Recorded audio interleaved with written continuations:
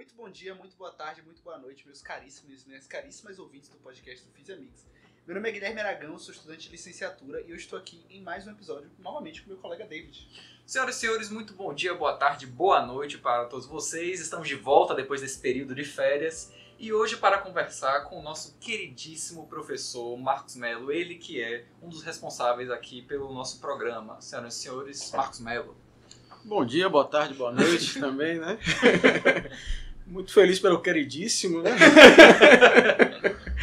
Mas vamos lá, vamos conversar um pouquinho sobre o tema de hoje, né? Que é extensão. Hoje a gente está aqui para falar sobre extensão, sobre o seu trabalho de extensão. Mas para o desavisado que está chegando aqui agora e que não sabe nada sobre extensão, que agora vai ser até parte do currículo de física aqui da UFBA, o que é extensão no contexto da UFBA? Bem, extensão é um conceito que é aplicado, na verdade, a todas as universidades brasileiras, né?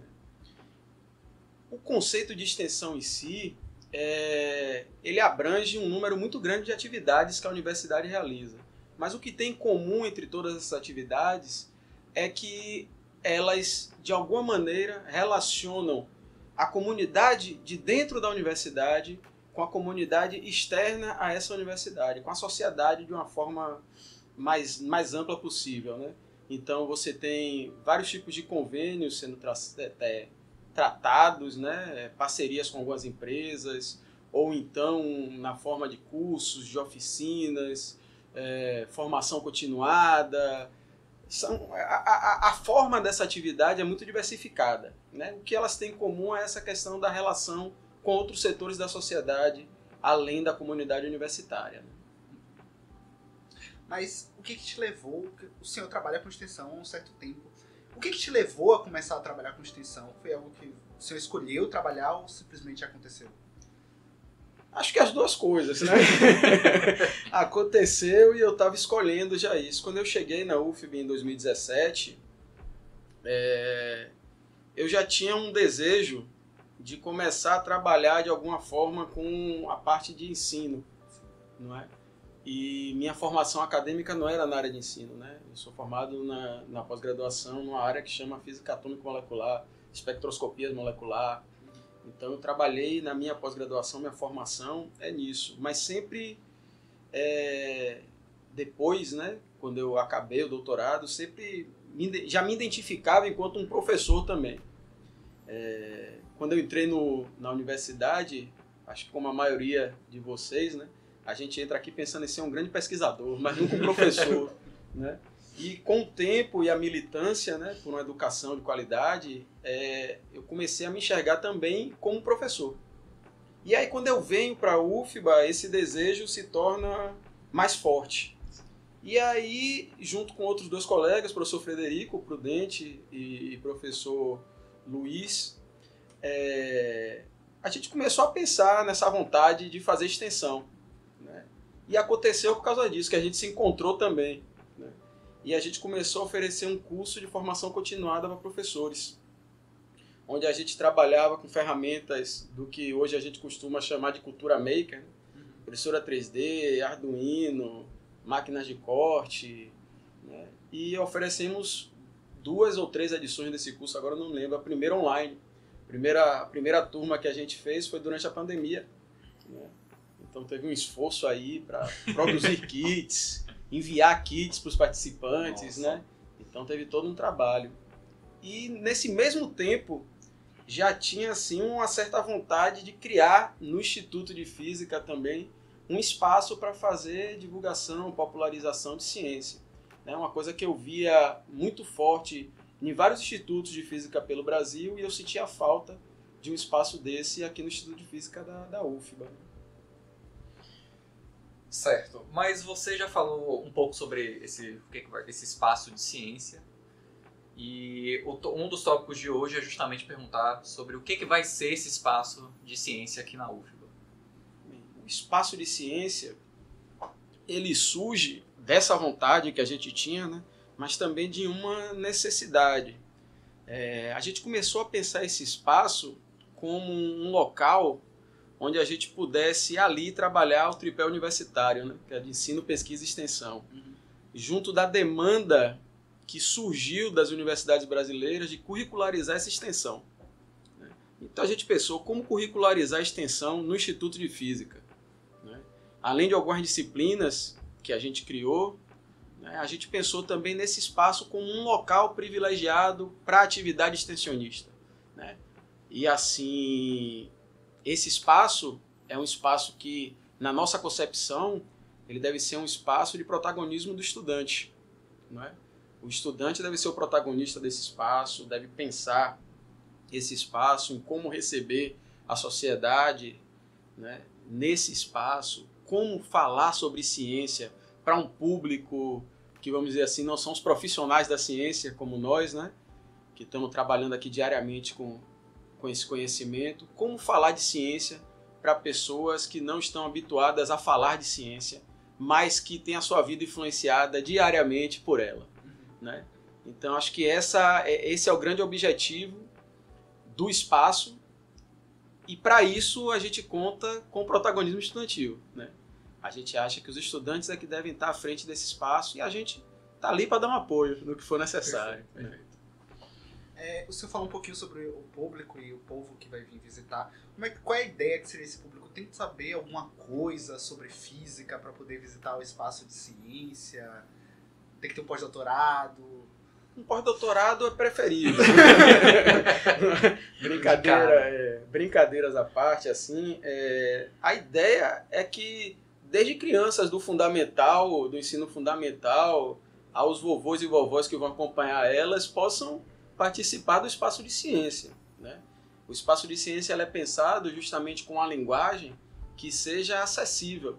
Tanto que a gente está inaugurando agora esse mês o espaço, a primeira exposição.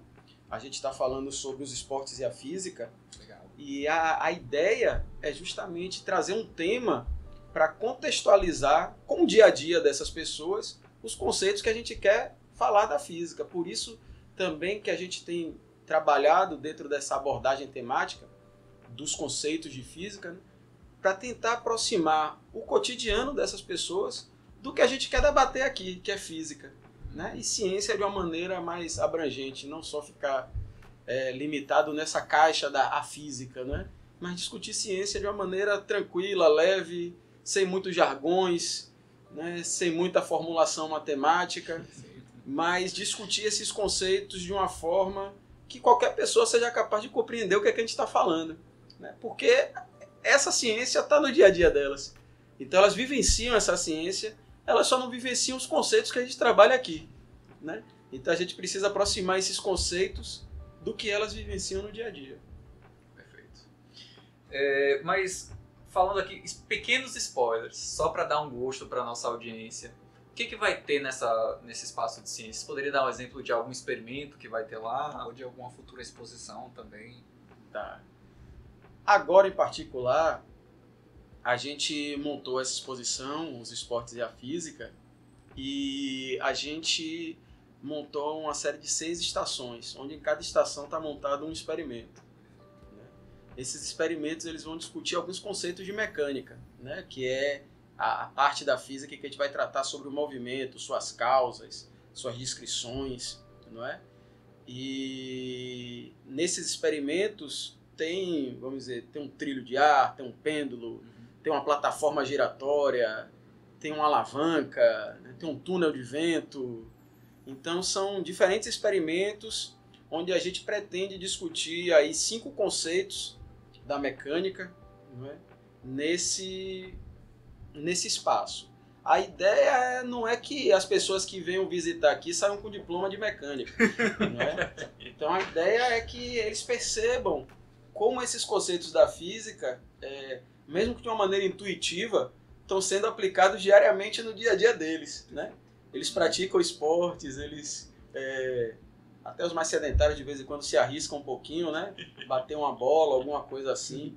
Então, eles perceberem como esses conceitos da física estão aplicados nesse dia a dia deles, meio que intuitivamente. Mesmo que eles não tenham formulado da forma que a gente formula aqui, mas que eles percebem esses conceitos e aplicam eles na vida cotidiana.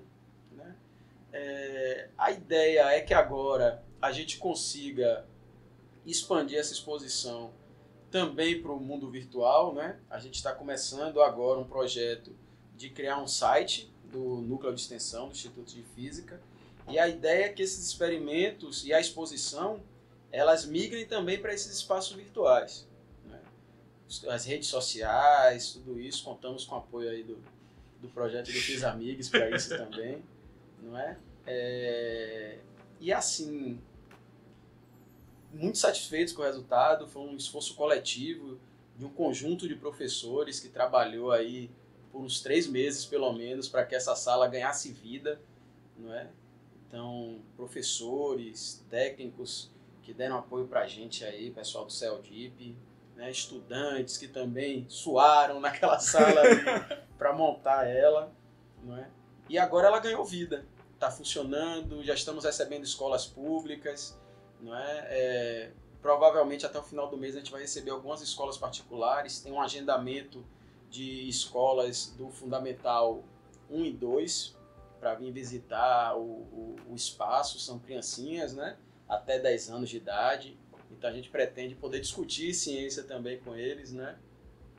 Que eles saiam daqui, como eu falei, a ideia não é que eles saiam daqui formados em física, mas que eles saiam daqui entendendo como esses conceitos que muitas vezes intuitivamente a gente aplica, ele pode ser formulado de uma perspectiva diferente, não é? Vamos dizer assim. Então é isso, é que atiçar a curiosidade deles e que esses espaços possam servir para que essa curiosidade sirva como motor para a busca de novos conhecimentos, né? Essa é a ideia principal. A gente não vai sair daqui com as pessoas formadas em física, mas que elas saiam curiosas e querendo aprender mais. Esse é o principal objetivo, eu acho. Okay. Agora o senhor falou que já está tendo visitações. Supondo que assim um dos nossos ouvintes seja um professor ou uma professora que queira, por acaso, trazer a turma dela ou dele para cá para visitar o espaço, qual seria, como é que ela faria, como é que ele ou ela faria para poder agendar, etc? Bem, o núcleo de extensão tem alguns canais de comunicação, né? Tem as redes sociais no Instagram do Núcleo de Extensão de Física aqui da UFBA, se eu não me engano nex.ifufba, né? IFUFBA. Tem um e-mail também, que agora eu não recordo qual era o e-mail, mas o Instagram é um canal, vamos dizer assim, privilegiado para isso, né? Então entra lá em contato no direct, e a gente, ou então entre em contato também com o próprio Instituto de Física. O Instituto de Física vai fazer esse meio campo e colocar a gente em contato também com essas pessoas, né? Então, é só procurar a gente aí nas redes que estamos lá. Perfeito. A gente tem uma pergunta tradicional que a gente faz para todos os nossos ouvintes, mas por uma questão de divulgar, de falar um pouquinho sobre a divulgação científica, sobre a importância de divulgação científica, que é se o senhor consome algum tipo de material relacionado à divulgação científica que queira recomendar para os nossos ouvintes. FISAmigos. Consumidor do FISAmigos aí, não é? Vamos dizer, eu consumo muito material de divulgação científica, principalmente pela questão do ofício. Perfeito. Não é? Então, tento aprender com os colegas que estão fazendo aí divulgação científica, né? Popularização também de ciência, aprender um pouco com eles para que esse trabalho tenha o maior alcance possível, né? Que a gente atinja o máximo número de pessoas que a gente puder atingir dentro da nossa proposta, né? Então, consumo, sou ouvinte do podcast de vocês, né? Não sei se eu já ouvi todos os episódios, mas provavelmente já, né? Então, assim, consumo principalmente pelo Instagram, né? Que hoje é a rede social que eu mais frequento. Não tenho TikTok, não é? Vou abrir, já tentei começar a abrir, já fui lá no TikTok, já... Perfeito. Tenho conta já. Tenho conta no TikTok, mas nunca abri o TikTok. Poxa. Mas vou começar a frequentar o TikTok também, não é? Assisto alguns... Gosto muito do Manual do Mundo, né? Do Iberê Tenório. Eu acho que é um canal muito interessante, uma proposta de divulgação científica muito bacana, não é? É um dos que eu mais gosto, na verdade. Gosto muito do meu amigo Alexandre também, o afrofísico. acompanho ele, está um pouquinho parado, mas gosto muito do perfil dele no Instagram, não é? Tem alguns outros perfis que eu não conheço as pessoas particularmente, mas são perfis de física que eu tento acompanhar, ver o que é que está sendo trabalhado por esses colegas, não é?